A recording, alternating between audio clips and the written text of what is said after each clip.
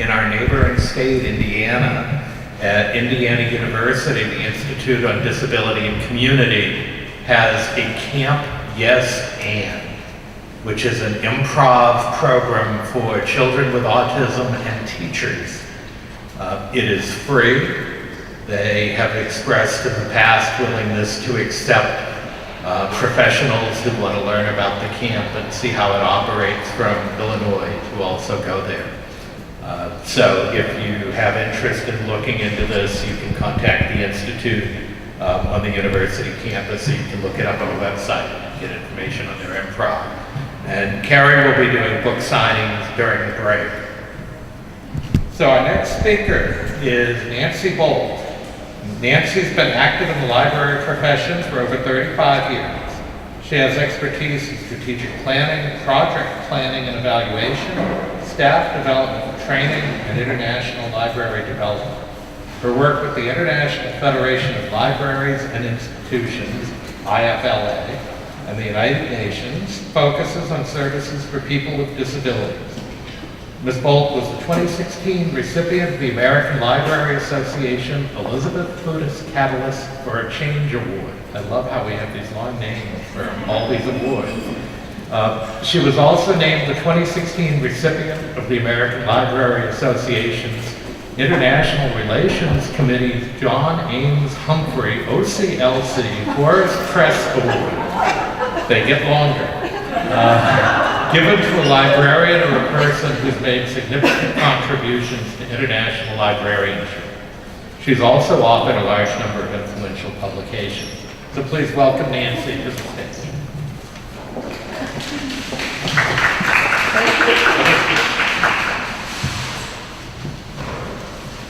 Okay. Am I changing my slides, or is Suzanne? Well, I think I would like to do it. That's all right. Let's see if I can. That works. Okay. My conversation is going to be a little bit different than what you've been hearing, because I'm going to broaden your perspective to kind of an international look at library services to people with disabilities, with some emphasis on the autism spectrum.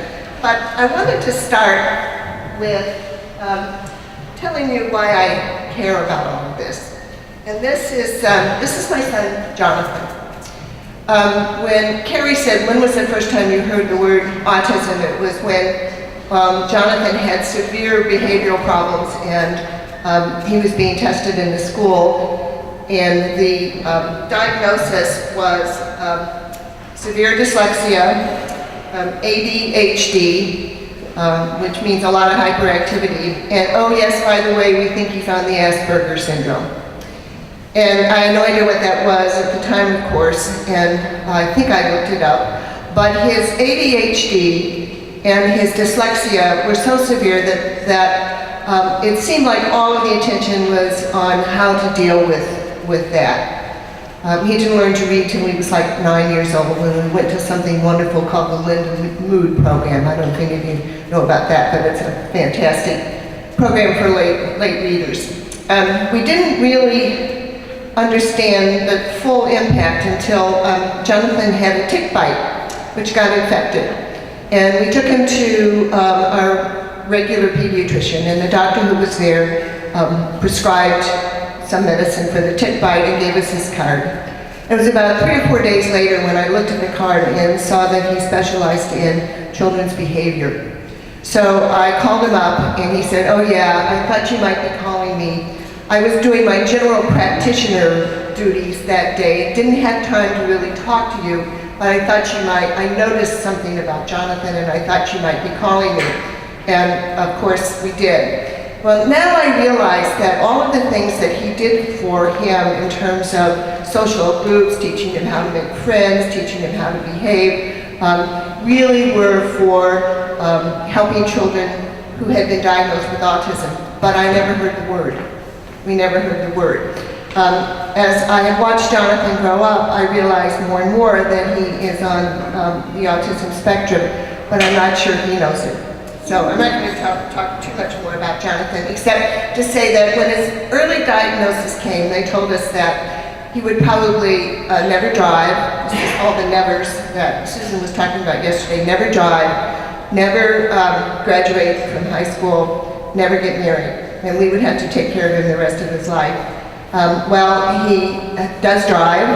He graduated not only from high school but from college. And he's married to a wonderful woman who recognizes what Jonathan calls his me time. I have to have my me time. And that makes a real difference. He did graduate from college, although it took him 6 years. And he had one course left, which he took twice and failed, music theory. He's a music major. And as he took it the third time, his professor just did not believe in accommodations. He did it the way she wanted. And Jonathan's counselor went to that professor and said, you have two choices. You can continue to fail Jonathan, in which case you will have him in your class until you retire. He will not give up. And so she said, well, maybe I'll think of another way for him to show me what he knows. And she did, and he did, and he graduated. So anyway, this is why I have become very passionate about library service to people with different kinds of disabilities and special needs. Well, I'm going to leave autism for a while and move to kind of the international arena. How many of you have ever heard of IFLA before you heard them? Well, good. Quite a few of you do. It stands for the International Federation of Library and Information Agencies. And it's kind of, if you know about the American Library Association, it's kind of an international library association. I'm going to say what I'm going to talk about. IFLA and LSN, which is Library Services to Special Needs. I'll talk more about those two in a minute. I'm going to talk about United Nations 2030 Sustainable Development Initiatives. And then I'm going to talk about a survey we did on, international survey on library services to people with disability. Some examples, and then what I think we've learned. I do want to say that, before I go any further, I've discovered that there are basically two types of PowerPoints. There are ones with lots of photos and graphics where the speaker does a lot of explanation of what you're seeing. But if you get that PowerPoint 2 months later, you don't remember. The other kind are the denser kinds of PowerPoints, which might be a little more difficult to follow today, but when you look at them 2 months from now, you'll know, you get the gist of what was said. And I'm doing the second kind, so I apologize if some of them look a little dense and might be a little hard to read. If you come back to them, I think you'll have a better understanding of remembering what I was trying to say. Okay, now, IFLA. IFLA is, as I said, international. It has 1,300 members in 140 countries. Now, almost, I would say 99% of those members are organizations, libraries, institutions. They are national libraries, library associations, public, academic, special school. They are organizations. And because the American Library Association belongs, I'm automatically eligible to participate in all of IFLA's activities. You can join as an individual, but not many people do because it's very expensive to do that. It has, let's see, 44 different sections within IFLA. About any kind of library group you can think of is represented in one of those 44 sections. Public, academic, indigenous groups, research, library associations, I could go on and on. There are two of those sections which deal with people with disabilities. They are the library services to people with special needs and the library services to people with print disabilities. Now overall, IFLA has what they call their core values, and these values are freedom of access to information, ideas, and works of the imagination, and all of these under what they call the Universal Declaration of Human Rights. They believe that and value that people need access to these resources for their social, educational, cultural, economic, and development. And that they think that they believe that high quality library service contributes to people meeting those needs, And IFLA itself is activities are given without regard to citizenship, disability, glad to put that in, ethnicity, a bunch of other stuff, and sexuality, gender, race, political philosophy, or religion. So it has as its strategic directions libraries in society, the role of libraries in society. They're always trying to push that libraries play a role in all aspects of society. Believe it or not, that's sometimes a hard sell. Particularly, we are lucky in the United States that we have libraries on every corner, and there's a tradition of library service. That is not true around the world. That information and knowledge are important, and one of IFLA's strategic directions is to help increase that. They believe in supporting cultural heritage and in capacity building for libraries. Now, IFLA is very lucky. I think probably a lot of you know that the Bill and Melinda Gates Foundation has invested a lot of money in libraries, starting about 20 years ago. But after 20 years of this investment, they have decided to wind down their work with libraries. And one of the ways they're doing that is they gave 3 multi-million-dollar grants to three organizations. One of them was the American Library Association, Public Library Association, particularly to look at measuring the impact of library service. One of them was to the University of Washington in Seattle to do research on libraries. And the third one was to IFLA to move forward with its work. Okay, so I work with, back to these 2 sections. I am very active in the first one, library service to people with special needs. And these are, I'll let you figure out the groups we define. Now, we don't use the blind because they have their own group, but these are the other ones that we do. So what's the first one? Far left. Wheelchair. So that would be a physical disability. The next one? Hearing. The next one? Sign language. I'm not quite sure why they felt it was really important. There were people really advocating that you needed 2. One for this, and yeah. Carrie, you want to say why? Yeah, the first one can also be people who are hard of hearing. Sign language, also people who are deaf but are Okay, so Carrie, you know, I want you to say that later when we have a mic, okay? You know, basically, one of them is for the hearing is hard of hearing, and the other is for people who are who are deaf and need sign language, which I'm happy to see we have down here today. The one on the far right, people who are in prisons, right?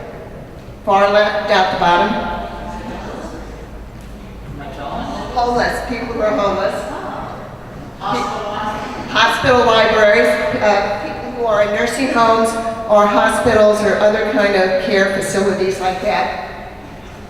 The blue one. Easy to read.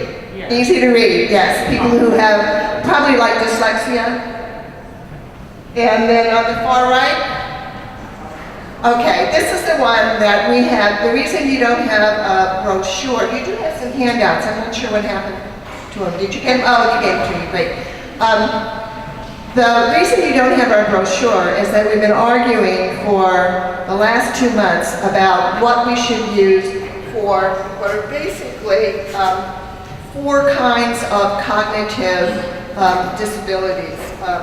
People who are developmentally disabled, people who are on the autism spectrum, people who have dyslexia, and people who are mentally ill.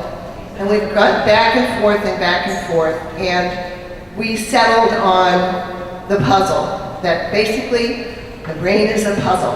Now, I know Carrie told me earlier this, or I think it was Carrie, somebody said, this is controversial. So when we have the discussion period, I really like your input on, because I've seen a lot of other puzzle stuff everywhere that seems to be the one for autism.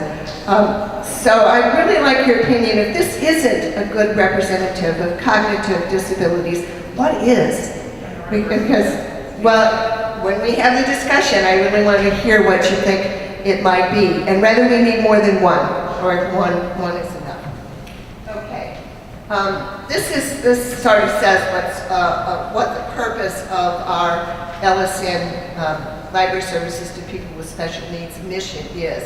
That we're an international forum discussing ideas and experiences and whatever to improve the effectiveness of library information services to special needs groups and to promote international cooperation at all levels. And you've already seen what are the different groups that we serve. Here's some of the things that we do. I put these in order of their currency. We just finished guidelines on library service to people experiencing homelessness. 2 years before that, we did library services to people with dyslexia. We're currently working on library services to people who are deaf, hard of hearing, and deaf and blind. Then these are the ones that we're actually trying to decide which ones to do next. We've done easy to read materials. We've done people with dementia, services to prisoners, hospital patients, and we're also working on a basic checklist. We have not dealt with library service to people on the spectum.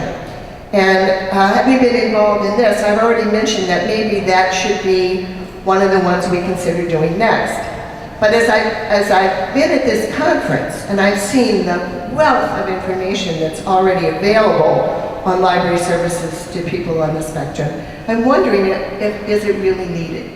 Or should we go to one, because I don't see very much at all on library service to prisoners or library services to people in nursing homes with dementia who need special care. So that's another question I have for you when we come back to the conversation. When we do our guidelines, they typically have the following kinds of content. We always start with the fact that library service to people with special needs is a human right. That this is something that they have a right to. It's not an option, and that we believe libraries should provide these services to the people in their community that needs it. We also do definitions, we describe services, we look at what policies might be in place. We do a section on training, staff development, partnerships, needs assessment, evaluation, and then we always give examples. So that would be the kinds of things that you would see in any one of these guidelines that we have.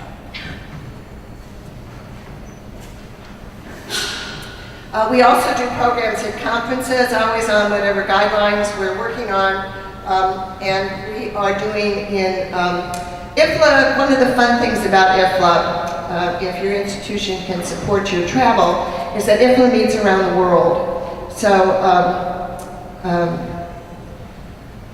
this coming year, our conference is going to be in Kuala Lumpur in Malaysia. And we're doing a satellite conference on library service to children with special needs. And then our regular program at the conference is going to be on universal design. So we're looking at those kinds of things when we do our programs. Another major thing that we've worked on is accessibility at IFLA conferences. When we first started working on this, we noticed that there was actually no accommodation. And when I asked, well, how do you choose a site? They choose a site 2 or 3 years in advance because, I mean, this is international, you gotta really plan ahead. They had something like people in wheelchairs can get around. I mean, it was a very narrow definition of it. So we've been working with them to try and get them to understand that accessibility is much broader. It has been very, very difficult. And I'll give you one example. They're learning. We were in Poland last year, and the woman we've been working with, who's a conference planner, who's trying her best, really finally thought about accessibility at the special dinner they have for all of the officers. So she made sure it was in a place where people could get into it with wheelchairs and all. What she didn't realize is that it was in the center of town, which allowed no cars. So people who were in wheelchairs or had trouble walking could get in the building, but they couldn't get to the building because it wasn't really accessible. So she's learning. But Kuala Lumpur, The first thing we learned about koala, this was already after the contract was signed, the first thing we learned is that homosexuality is illegal there and you can be put in prison. So our gay lesbian task force has now announced that no one will go, and they've canceled all of their programs. And then we learned that it is a predominantly Muslim country who does not believe that in dogs. Basically, that dogs are dirty and cannot be controlled, and so all of our blind people who wanted to bring their guide dogs are trying to decide whether or not they should bring those guide dogs or not, and most of them have said no because they worry about the safety of them. The convention center said, it's okay, you can bring dogs in the convention center, not a problem. However, they stay in hotels, they eat in restaurants, they take taxi cabs, and it was like, your dog's okay as long as you clean up after him. So there's a real sense of lack of understanding. So our blind delegates are now trying to decide whether or not they should attend. So these are some of the issues that we deal with. I'm going to switch gears now, and then it's all going to come together again, I promise you. How many of you have heard of the United Nations 2030 Sustainable Development Goals? A few of you. Okay. United Nations in 2000 developed what they called millennial goals. There were 15-year goals to look at making the world a better place to live. And in 2015, they established their 2030, another 15-year set of goals. And you have those in front of you. I gave you what they are. The ones that we think that IFLA believes relate the most to libraries are quality education, looking particularly at childhood education and lifelong learning for adults. Gender equality, being a safe place for people, accurate information, providing health information.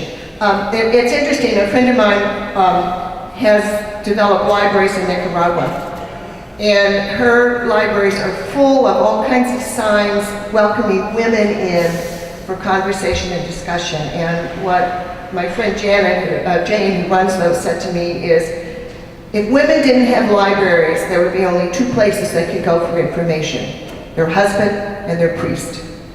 And so she's very proud of the fact that they provide health information about women's rights of wife, to the women that live in these small Nicaraguan towns. Okay, the next one is employment and economic growth, looking particularly at workforce development and business development. And then sustainable cities and communities, and they talk about cultural inclusion and preserving cultural heritage, but I think it's also a lot of access for people who are economically challenged, because that's something that urban libraries really do. And then 16, and this is when libraries fit in the most really, is peace, justice, and strong institutions. And this is where they put public access to accurate information and objective information literacy, and inclusive political, being able to have a neutral space where you can discuss different things. And then the last one is partnerships with anybody else to accomplish these. So IFLA is very, very interested in making the point that libraries have a role to play in the implementation and development of all of these SDGs, as they call them.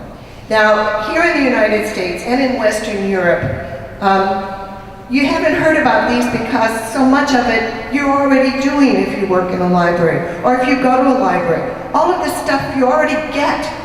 But if you're trying to get this information in Asia or Africa, believe me, it is few and far between for the regular citizen. Maybe you can get it if you're a university student. But just to be an ordinary citizen who's trying to get information, it is damn tough. Pardon my language, but it is really, really difficult. Now, so far, you've seen there's not been very much mention of how all of this applies to people with disabilities. Well, this is something else ALA has done. This is their access and opportunity for all. And It's how libraries have contributed to the 2030 agenda. But there's not one example of library service with people with disabilities. Yes, you have your hand I'm up? really sorry to interrupt. Is there any way that you can adjust the microphones that when you're looking down screen you can still hear you? Oh, I will try very hard. I'll lift up my sheet. Okay, these are my notes. Just push the bar down. You just have to unscrew it. Like that? Is that better? Yeah. All right, I apologize. Thank you very much for standing up and asking. I appreciate that. Thank you. Okay, all right. So there's no mention of disabilities of library service to people with disabilities in this document that they did. I protested, but there aren't any. So we had an opportunity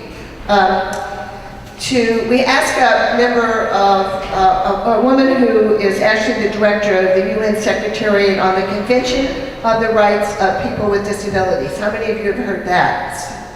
Good, well, that is something you really ought to look at. It's Convention on the Rights of People with Disabilities, which is an international document that was approved by the United Nations that basically says people with disabilities are really equal to everybody else, and you ought to be offering them services equal to everybody else.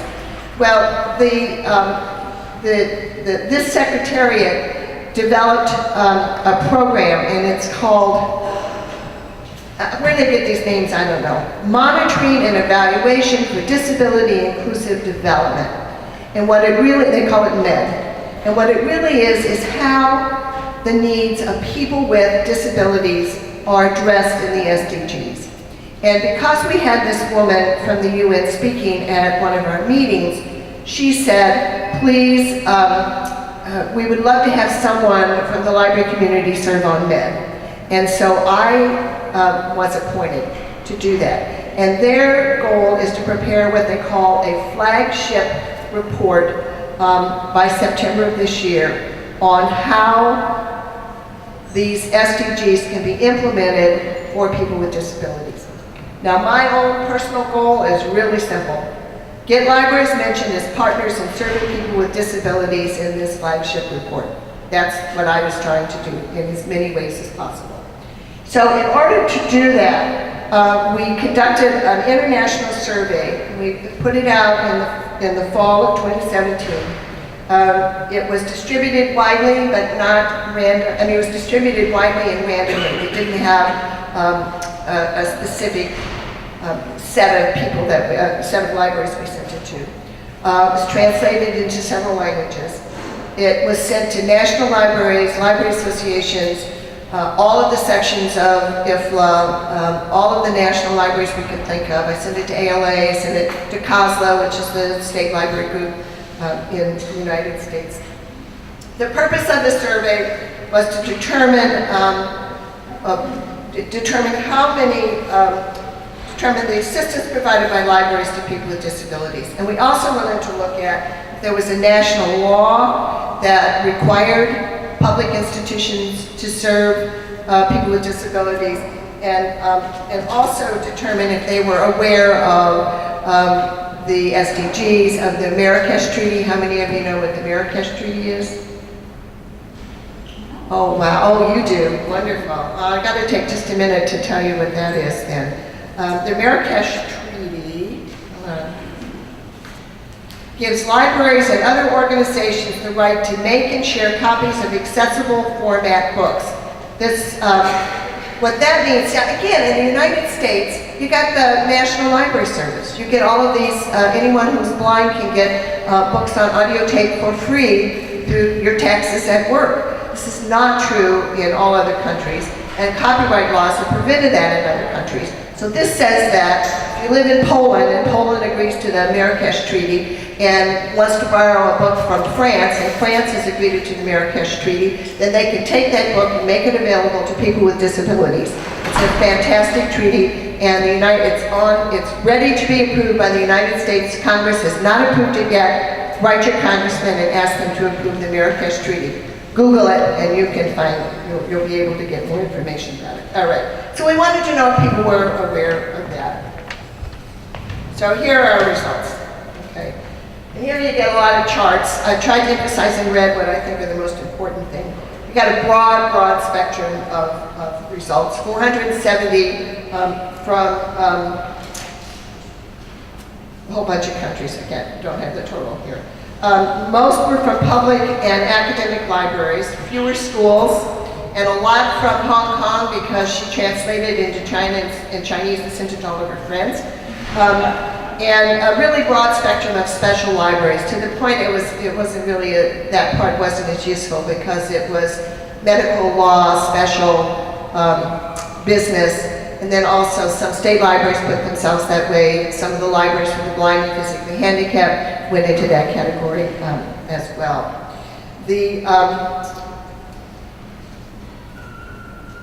We asked them whether or not they were familiar with the national law, and whether they had a national law. And 69% of national libraries said that they did have a national law requiring that they serve people with disabilities.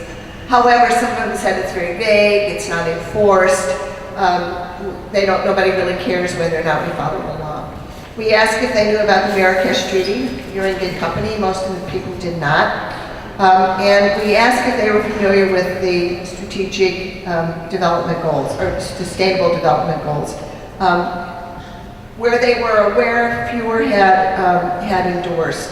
So, and most individual libraries weren't aware of them. We asked if they had policies about serving people. Many had a policy on, particularly academic libraries, had a policy on serving people with special needs. The most one was physical. I think that's the most obvious and it's easiest. You just have accessible ramps and wide aisles, and people think that they've met that need. Fewer were able to serve people who had more specific disabilities.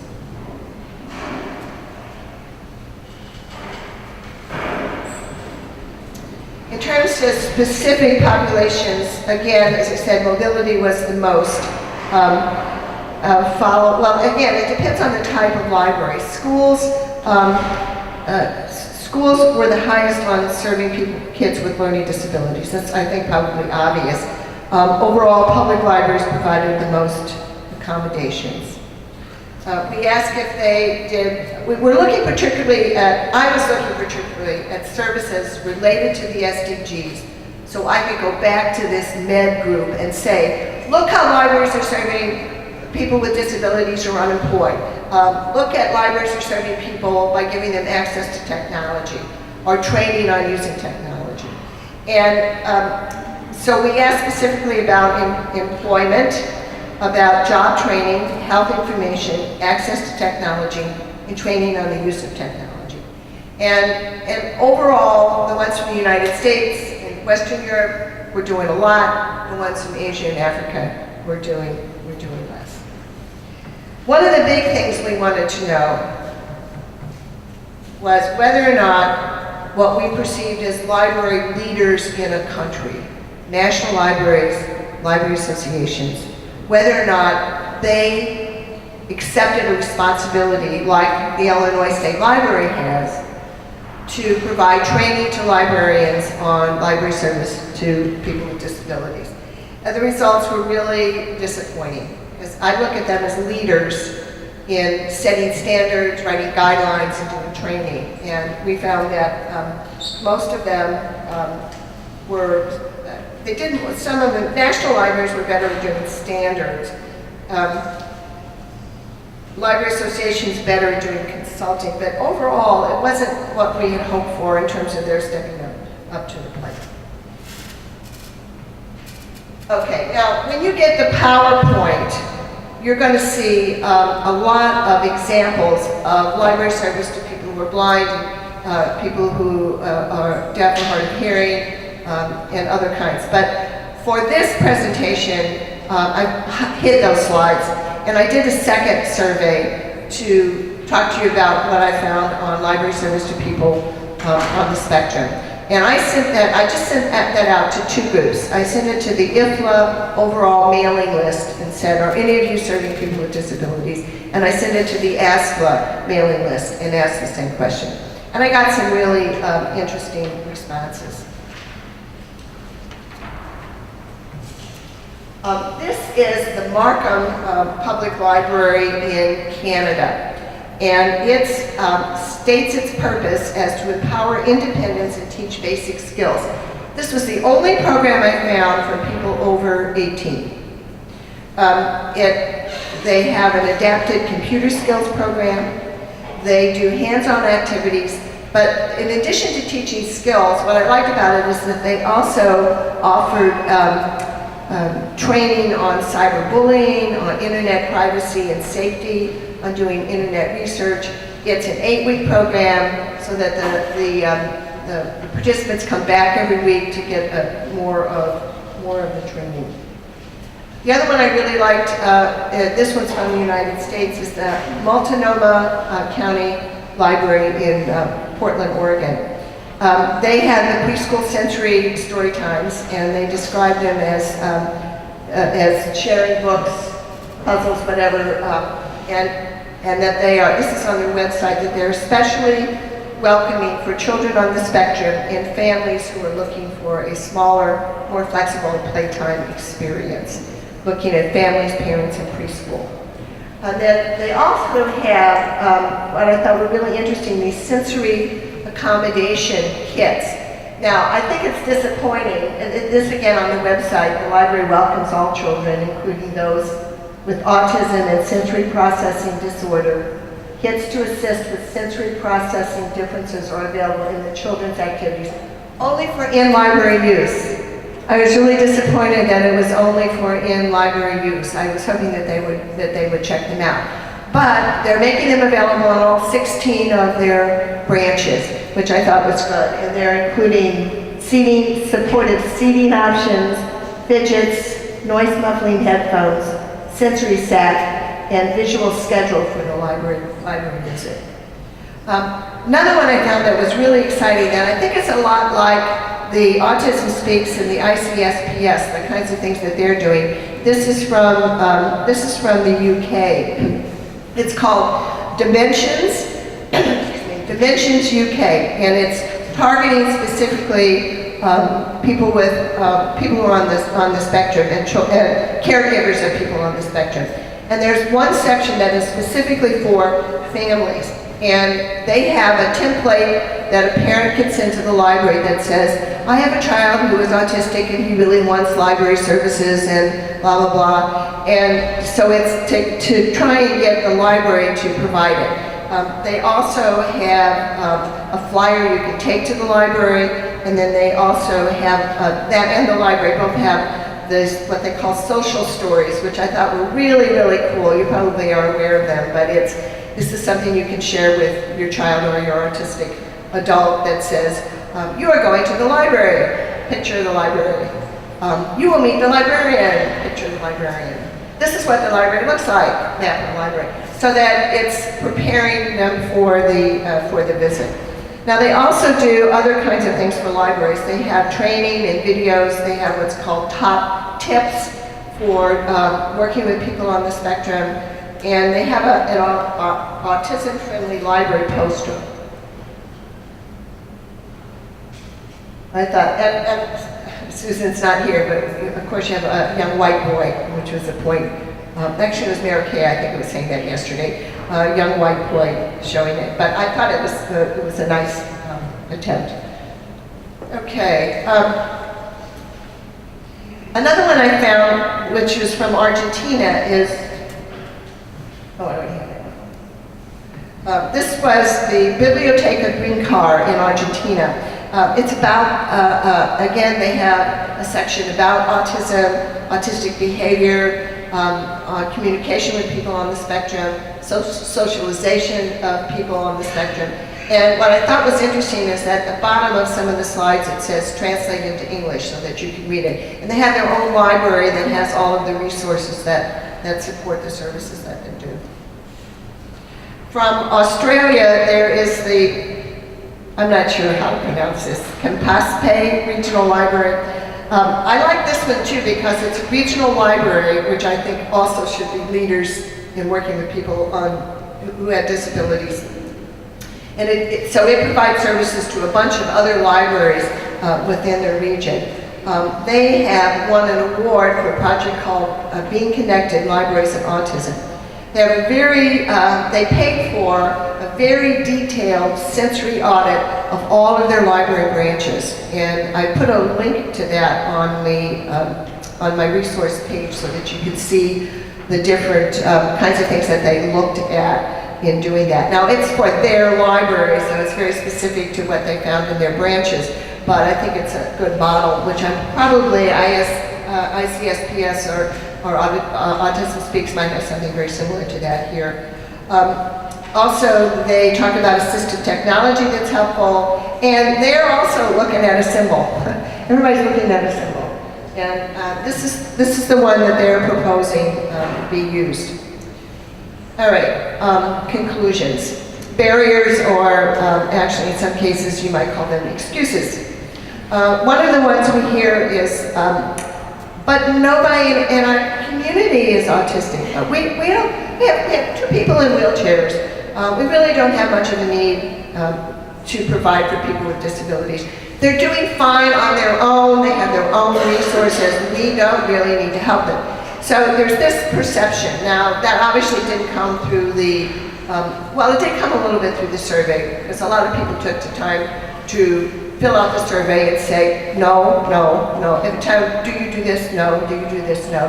So we got a lot of that kind of response. So that's one of the big problems, or one of the barriers. Small libraries with few, it's sort of similar, that we're from a very small town, and so we have few customers with disabilities. And I thought it was wonderful, the group, I can't remember the library they were from, the 3 women who were up here yesterday, who talked about what a small town they came from, and how people came out of the woodwork who were autistic, or who had children or family that were autistic. And so that once they made it known that they have the services, how much they were used. I thought that was a good one too. Again, there's no law, particularly in Asian and African countries. There's no law. The law is poorly enforced. Nobody cares. Nobody's looking. Another one was lack of funding. They just said we just don't have the money to do it. We'd love to, but we don't have the money to do it. Another one, which is kind of, I know everyone is now talking about universal design, and I think that's wonderful. You know what, everybody knows what universal design is? Design your programs so that everyone can use them. But the problem is, if you don't do some special accommodations, everyone can't use them. I mean, you need to have a signer coming, particularly if you know that someone in the audience is deaf or hard of hearing.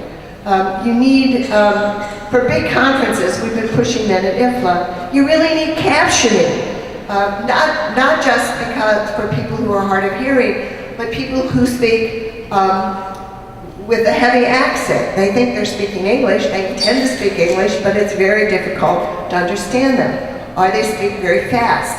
And so we're trying to push captioning as part of universal design, but also of an accommodation for people with some sort of disability. So I certainly don't want to discourage universal design, but my point is that that's not always enough. It's just to say, oh, we have universal design, so we're accessible for everybody. Because sometimes you really need to look at what the special needs are. My huge disappointment, because the MED group, the UN group, really wanted proof that something worked to help people with disabilities. Proof that a program or an activity got people jobs.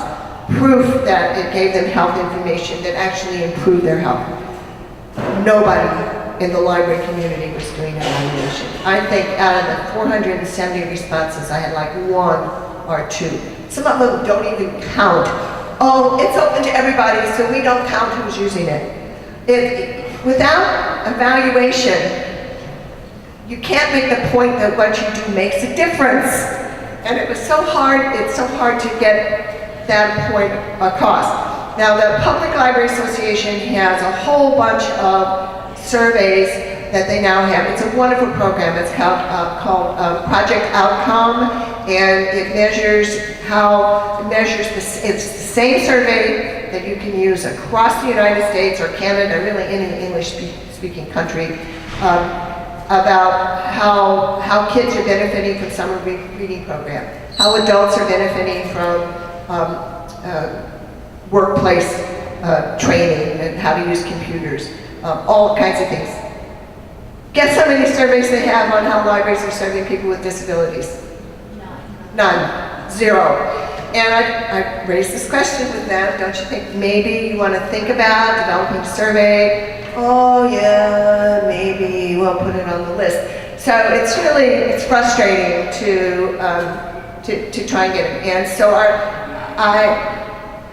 I tried to come up with something for the report I gave to the med group about library work, but it was really tough. I found one delightful woman in a nursing home who had surveyed the adults in that nursing home about how the library program helped them without actual honest data. But other than that, I was really, really super disappointed. And then there's the simple unawareness. There's the lack of training. I want to go back real quick to a slide and make a point. If I can find it.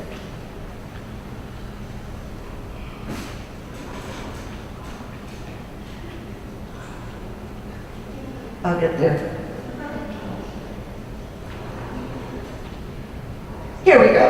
All right, you see this symbol up there in the corner? That's the one that LSN wanted to use for our section, Library Service for People with Special Needs. What they gave us, the first one they gave us, which we rejected, were hands with a heart. Here we are helping these poor disabled people with our hands and our heart, and we said, shh, absolutely not. So we came up with this, which they rejected. So it's simple unawareness, is the point I was trying to make about that. It's just simple awareness of what the needs are and how to treat people. It's just it's frustrating to have that. Okay, so I'm going to talk about two conclusions we did have. There are many libraries that want to offer better services. 50% of our respondents wanted to take action, and the two things they mainly wanted to do was to develop a policy and to renovate their buildings, which is a start.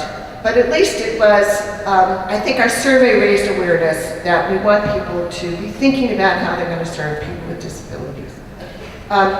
The second conclusion is that libraries really can play a significant role. I mean, they have what's needed. They have resources. They have free trained staff. They have a building. They have everything in place that can help everyone who lives in a community, whether they have a disability or not.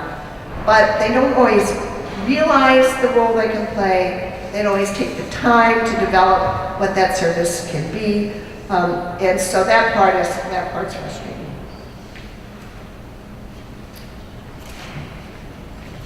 I also think that there are three opportunities that we have.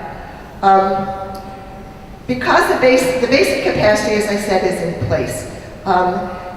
If you haven't looked at, this is something IFLA did, is the library map of the world. It shows where libraries are all over the world, all the different countries. It's just fun to look at and see. But it also shows, and this is not probably as good as it could be, that out of 2.2 million libraries, 302 have internet access. And the way that sort of shows what the problem is in serving people, whether they have disabilities or not. Another opportunity we have is that national libraries, library associations, regional libraries, cooperatives, any library that has as its responsibility serving its peers, they could take the lead. They're looked up to. I mean, people look up to the Illinois State Library, to the Illinois Library Association, to the American Library Association. If they say we're doing a training, you show up. If they say we're writing guidelines or we're doing standards, people pay attention to them. And so I think one of the target audience that we ought to be looking at are the leaders, and I think I look at these groups as leaders. But even more important is personal leadership. And I think you have seen this in the librarians who were speaking today. A lot of them aren't library directors, they're individual library staff who say, we ought to be serving this particular group. Why aren't we serving them?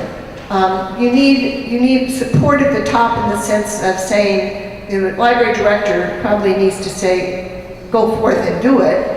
But it's still often the local leadership, the leadership at any level within a library, the personal commitment, the personal interest that really makes a difference. And I think that's one of the other things that we need to really do.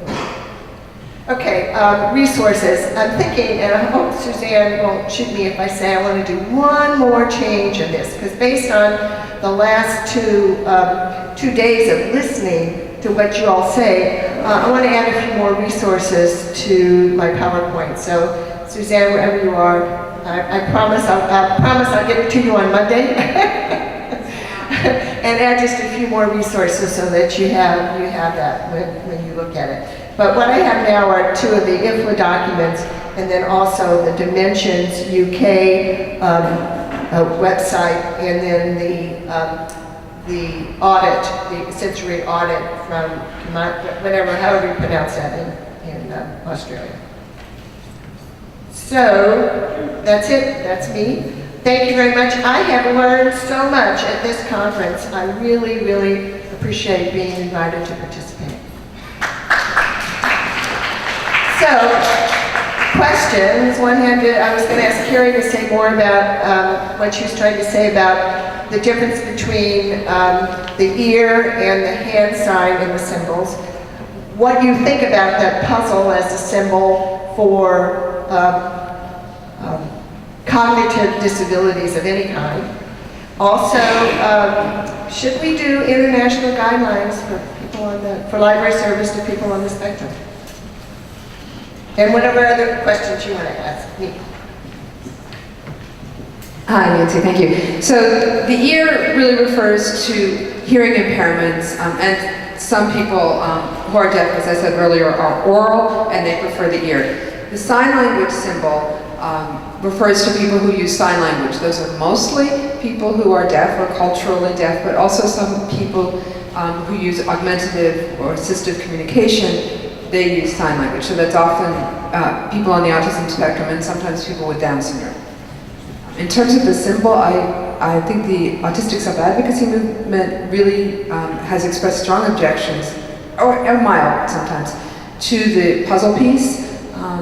So I have strong feelings about that. It's also very associated with autism, so if you wanted to refer to all neurodiversities, it doesn't work.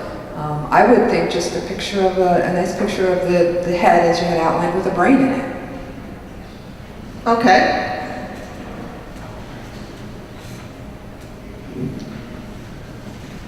You had said that you were trying to decide what to study next. I am wondering if you do study autism, if some of the other areas you talked about won't fall out. Do you understand what I'm saying? It's like if you are autistic, is there a higher instance that you could be incarcerated? If you are autistic, is there something else? So I'm wondering if you choose like autism to study, how many of those other, 3 or 4 areas might not fall out? And if you were to study incarceration, would these other areas fall out? I think there's an interlinking there. Very good point. Very good point. Thank you. Up front or back? Yeah, refreshing now for a possible solution to lack of funding. Developmental Disability Councils. My state's DD Council does a program called Sparks Grant, and since there's a DD Council in every U.S. state and territory, I'm wondering if there are similar things going on in your states.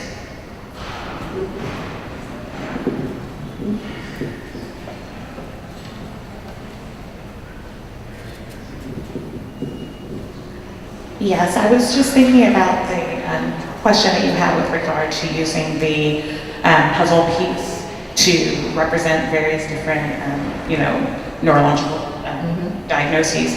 And although puzzle pieces are used very widely and they're perceived differently by other people, there are a number of people in the autistic community that are concerned about the puzzle piece and actually feel stigmatized by it. And the reason why is, I don't know how familiar you all are with the origins of the puzzle piece, but it was the organization that is now the National, I think, Autistic Society of the UK, at a parent meeting, I believe, I don't want to say the year, I can't recall, a parent drew a puzzle piece with a head of a child crying and said that these people are puzzled by a handicap condition that makes them different from everyone and unaccepted and unloved, and eventually the head was removed and people just used the puzzle piece, but basically it's kind of associated with being ostracized, being different, being perceived as not as good.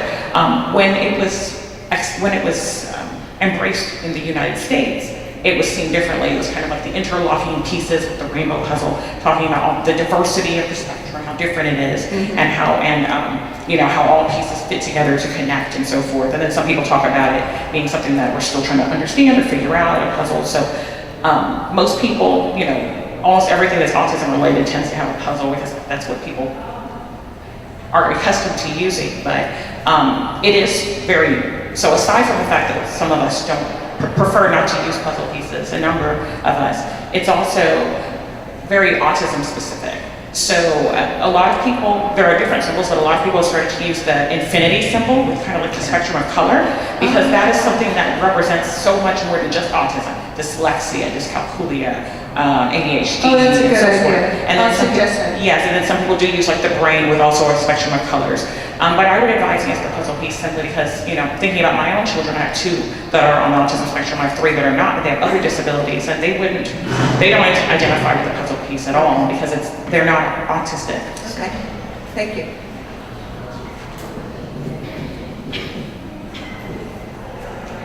Nancy, one thing I noticed that you put on the board was that sensory kit, and you said, notice that you can only use it in-house.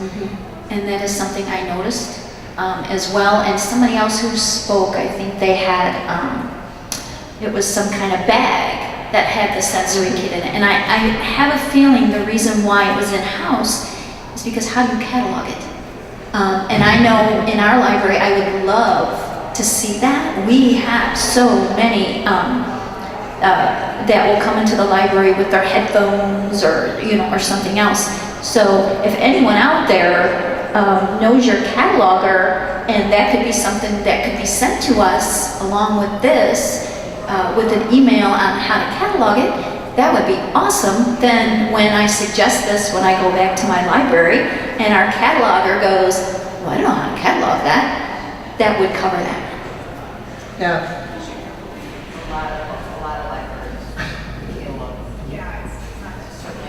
Yeah, I mean, I will say when I've consulted with libraries and we've talked about sensory kids, the purpose has been to allow people with autism who have sensory processing difficulty to participate in the library experience, and for family members and the individuals to see what things may help, as opposed to taking them home and then making them unavailable for others who are trying to experience the library itself.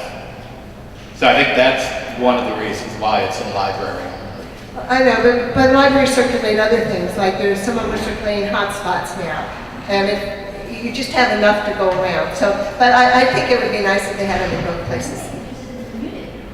Yeah. I just want to, Ed, when you were showing that one library with the sensory, I just want to make a point that things are slow to spread, but I've seen some real growth with what libraries are doing. And one thing we want this project to do is to really reach out and identify all of the libraries that are making a difference. And one of the things I want to talk about is that do you know Barbara Clipper at all? Okay, well, she wrote a book that I can't remember the title of which it's out there, but it's on adapting and creating programming for youth and children on the spectrum. And she came to the first forum, and from her listening to small groups talk about what was needed and what the libraries wanted to do, she decided to create a grant program. Actually, it's a grant program in honor of, I don't know if you're familiar with 2 New Jersey libraries, public libraries that started as a website. It's called Autism and Libraries, or Libraries and Autism. We're connected. And anyways, Barbara's grant it's a small grant, but a lot of this programming doesn't require a lot of money. So she gives $5,000 to a library, or more than one library, depending on the limit of the cost, who are either creating a new program or adapting one specifically for children or people on the spectrum. And she's been doing this. We're in the 3rd year, and she's doing it for 5 years. And the applications come from all over the country, and so I'm really inspired by these kinds of efforts. And then I'll be quiet. But we put some questions in the Illinois Public Library survey, IFLA, and just asked, how many libraries do autism training or make accommodations, or how many need training. And we just found out for 2017 results were of 642 libraries, 403 said they wanted training. So everything is slow, but I'm really, inspired by seeing some of this growth. Okay, thank you. We get one last question, and then we have a quick addition. Sorry, I saw her back. I'm here till the end, so. I was going to say, speaking to the kits that were in-house use only, we do not offer sensory kits at my library or at the Schaumburg Library, but we have about 800 toy kits and STEM kits and STEAM kits that are circulating, and we do put those in our catalog system. So I know that it's definitely a possibility. I think that library, I would say, like you said, it was a conscious choice to make those available to people in the library building itself. With a lot of those kits that we do circulate, while they aren't sensory ones, we don't see them once they go out. They are out for weeks at a time, and a lot of times when they come back, they are broken or things are damaged. So I'm wondering if keeping them in an in-house use only was sort of to preserve those materials for people who need them in the library itself. I'm sure that's one of the reasons. Yeah, I'm sure of that. Okay, well, I want to thank Nancy for her presentation today. I suppose say one more thing really quickly. If we go forward with doing international guidelines for people on the spectrum, if you're interested in being part of that, or you don't necessarily have to travel someplace around the world, but if you're interested in being a part of that as an expert, just give me your card, and I can't guarantee we're going to go forward that way, but if you are, it'd be nice to know who I could contact for help. Thank you.